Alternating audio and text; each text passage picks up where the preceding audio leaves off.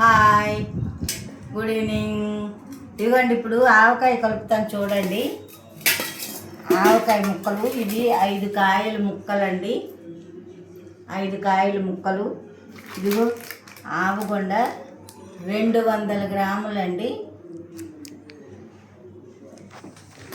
ఆవగొండ 200 గ్రాములండి ఇది. అలాగే కారం కూడా 1/4 కేజీ అండి ఇది కారం కూడాను.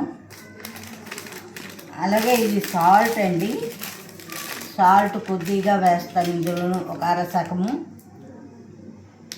ఒక 200 గ్రాములు సాల్ట్ వేస్తానండి. అలాగే ఇదిగో బెల్లం అండి. బెల్లము మామూలుగా 1/2 కేజీ అండి. 1/2 కేజీ బెల్లం అండి. ఇదిగోండి. అలాగే నూనె అండి. నువ్వుల నూనె 1/2 కేజీ అండి.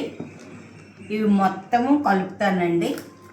కలిపేసి ఈ ముక్కల్లోనేసి ఇందులో వేస్తానండి. అంటే బెల్లం ఎందుకంటే ఇంత ఎక్కువ, కొంచెం తీయగా ఉంటుంది కదా, తీయగా ఉండడానికి ఈ బెల్లం వేస్తున్నామండి. అది ఇది మామూలుగా సంవత్సరం పొడుగు ఎండబెట్టకుండా ఉంటుందండి. మళ్ళీ సంవత్సరం వచ్చిన వరకు ఎండబెట్టకుండా ఉంటుంది.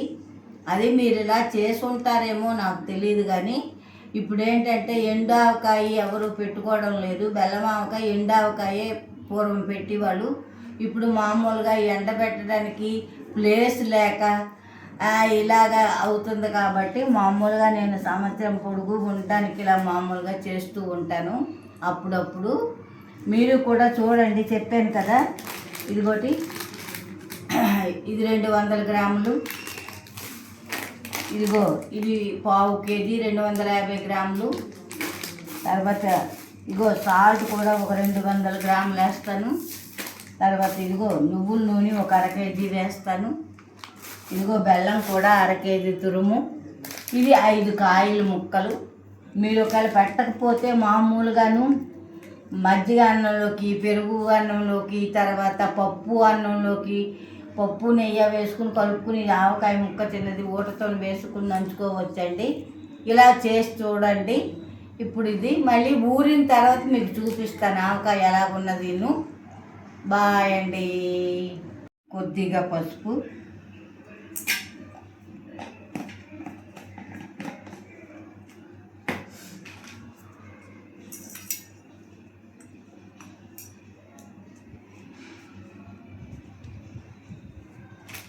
అలాగే కొద్దిగా ఇంగువ,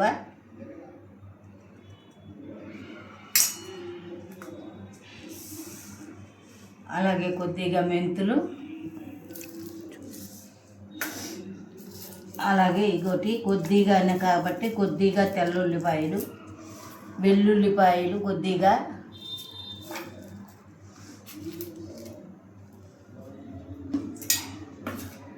ఇవన్నీ ఇలా కలుపుకోవాలండి.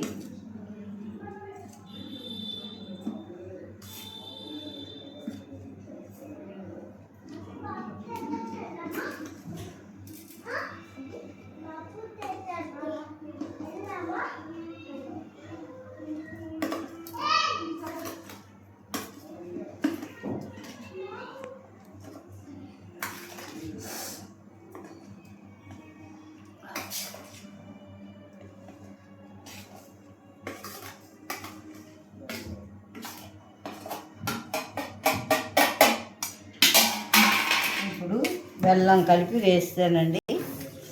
ఇది గొట్టిగొండ. ఇవి కొద్దిగా కాబట్టి ఇలాగ ఇందులో కలుపుతున్నాను.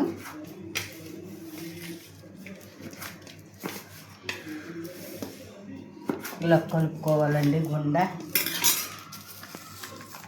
ఇప్పుడు ఈ నూనె కూడా ఇలా పోస్తున్నాను.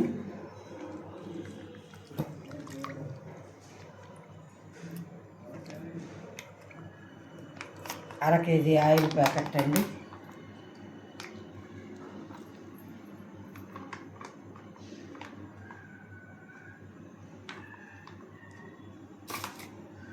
చూడండి, ఇప్పుడు ఇవన్నీ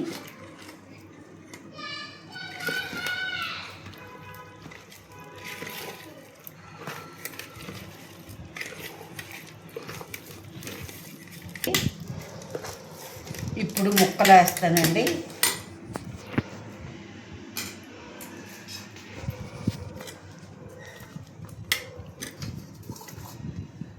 ఇవ్వండి మామిడికాయ ముక్కలు.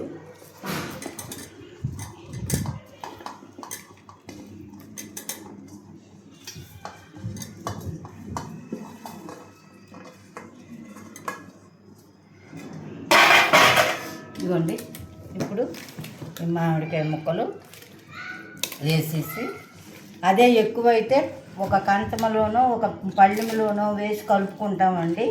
ఇవి కొంచెమే కాబట్టి ఇవన్నీ పొడులన్నీ కలిపి కారపొడి, ఆవు పొడి, బెల్లము, నూనె, మెంతులు, తెల్లుల్లి, ఇంగువ, ఇవన్నీ సాల్టు అన్నీ కలిపి ఇలాగా చూడండి. ఒకటి చూడండి, చూస్తున్నారా? మీరు కూడా కొద్దిగా పెట్టుకోవాలంటే ఇలా చెయ్యండి. చాలా సూపర్గా ఉంటుంది. సంవత్సరం పొడుగు కూడా ఉంటుందండి.